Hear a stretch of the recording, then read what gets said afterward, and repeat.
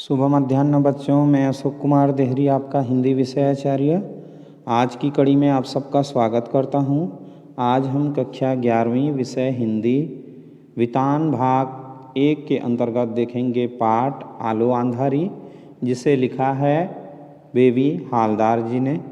पाठ पर चर्चा करें इससे पहले मैं आपसे आग्रह करना चाहूँगा, यदि अब तक आपने हमारे चैनल को सब्सक्राइब नहीं किया है तो प्लीज़ सब्सक्राइब कर लें, लाइक कर लें, कमेंट कर लें और शेयर भी कर दें।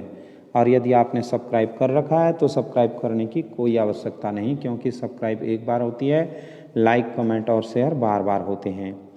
जब मेरे स्वामी के सामने वहाँ के लोगों के मुँह बंद नहीं होते थे तो यहाँ तो बच्चों को लेकर मैं अकेली थी। यहाँ तो वैसी बातें और भी सुननी पड़ती। मैं काम पर आती जाती तो आसपास के लोग एक दूसरे को बताते कि इस लड़की का स्वामी यहाँ नहीं रहता है।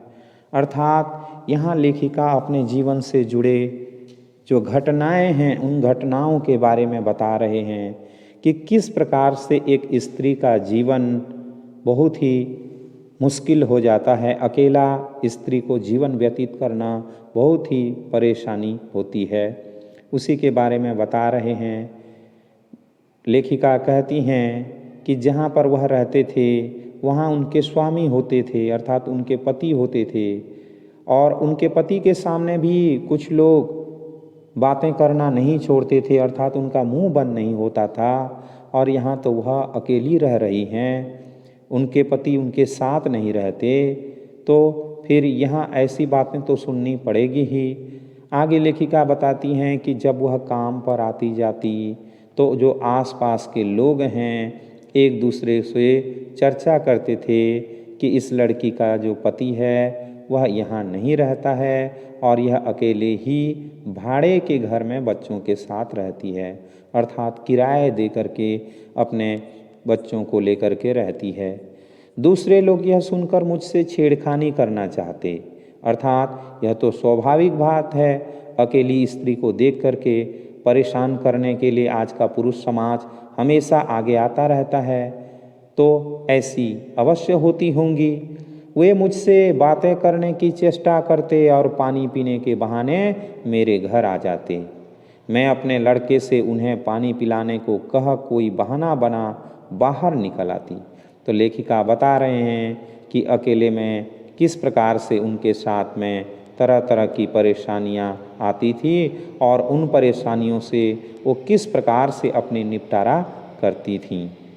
इस तरह मैं जब बच्चों के साथ कहीं जा रही होती तो लोग ज़बरदस्ती न जाने कितनी तरह की बातें करते, कितनी सीटियां मारते, कितने ताने मारते, लेकिन मुझ पर कोई फर्क नहीं पड़ता, मैं उनसे बचकर निकल जाती।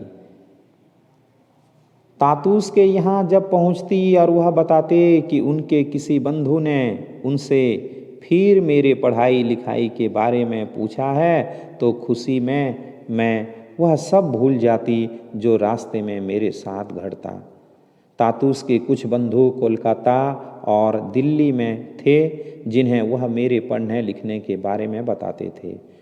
अर्थात लेखिका का जो जीवन था वह कुल मिलाकर के घिसा पिटा जीवन जी रही थी, परंतु जहाँ वह काम करती थी वहाँ उनका बर्ताव अच्छा था। वह जो मकान मालिक था उनके साथ अपनी बेटी के समान बर्ताव करता था। कोलकाता में तथा दिल्ली में उनके जो मित्र रहते थे उनसे वह इनके पढ़ने लिखने के संबंध में भी बताया करते थे, और वे लोग भी लेखिका को चिट्ठियां लिखकर फ़ोन पर तातूस से उनके बारे में हालचाल पूछ लेते थे।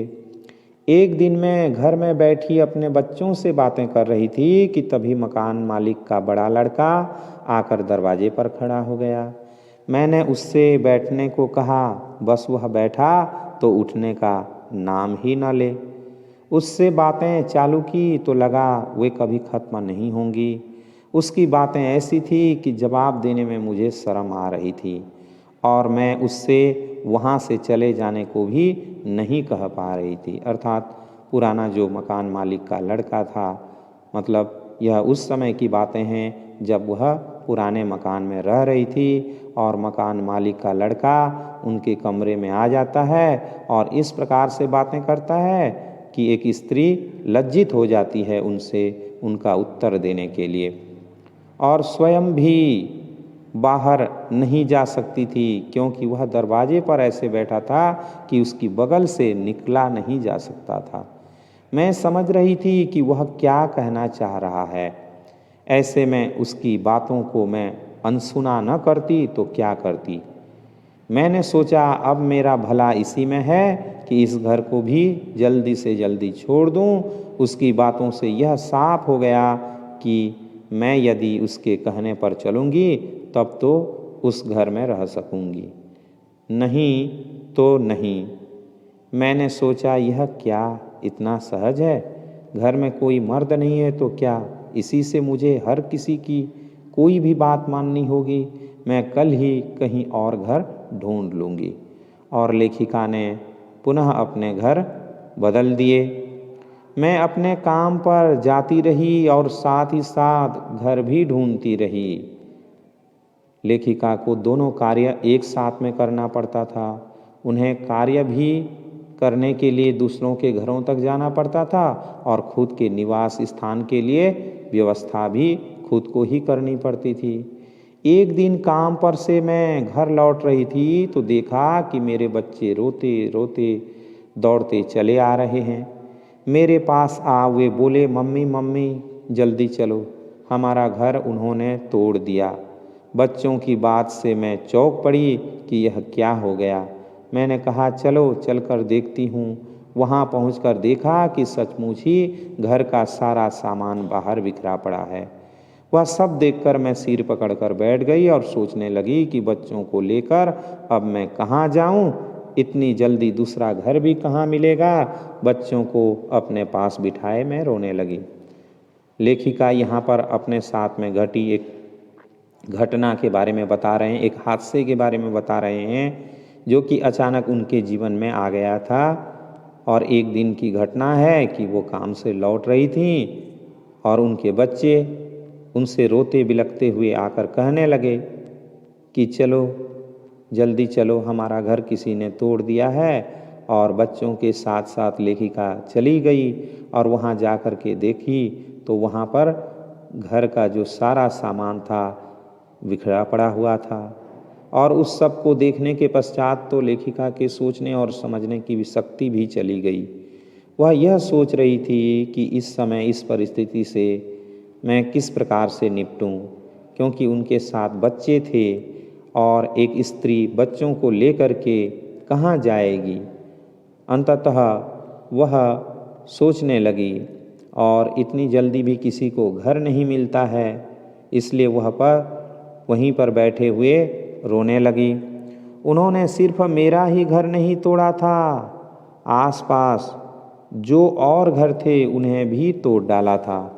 लेकिन उन घरों में कोई न कोई मर्द, बड़ा लड़का, स्वामी अर्थात उनका पति जरूर था, जबकि मेरे यहाँ रोते हुए भी कोई नहीं था।